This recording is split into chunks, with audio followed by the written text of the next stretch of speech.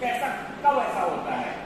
यदि सामने वाला व्यक्ति आपसे बात कर रहा है, ठीक, कोई बात कह रहा है, सपोज दैट हम पढ़ा रहे हैं, ठीक है, और आपका फेशियल एक्सप्रेशन है कि आप कुछ किसी और दुनिया में, सपोज दैट, ठीक है, या आप गर्दन हिला रहे हैं, ठीक है, आप कर रहे हैं, बेटा भर रहा था ना, 1 2 ये जो करना है, ठीक है, और किसी भी तरीके से आपका जो रिस्पॉन्स देने वाला व्यक्ति है उसके रिस्पॉन्स करने की प्रवृत्ति को बनाए रखने के लिए, उसको बढ़ाने के लिए, ठीक है, ये आपका मुंह करना, हाँ करना, या किसी भी तरीके का जेस्चर पोस्चर शो करना, ठीक है। गर्दन हिलाना और जेस्चर पोस्चर कहते तो कुछ नहीं है, बट गर्दन हिलाते हैं तो सामने वाले को लगता है कि मेरी बात कम्युनिकेट हो रही है, समझ में आ रही है।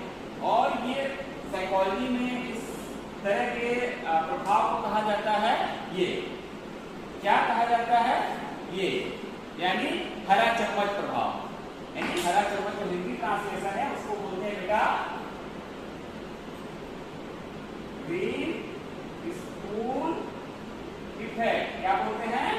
Green spoon effect. Green spoon effect. Green spoon effect social learning में बड़ा इंपॉर्टेंट काम आता है, क्योंकि वो व्यवहार करते हैं जब लोग एक्सेप्ट करते हैं या उसकी स्वीकृति प्रदान करते हैं, उस तरह के व्यवहार आवृत्ति बढ़ जाती है, ठीक है।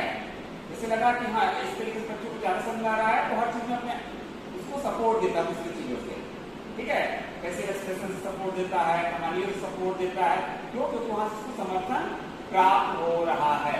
तो यहाँ पर जोड़ने की जरूरत है, ग्रीन मतलब बना है, ठीक है। तो बस नहीं है ग्रीन स्पून इफेक्ट।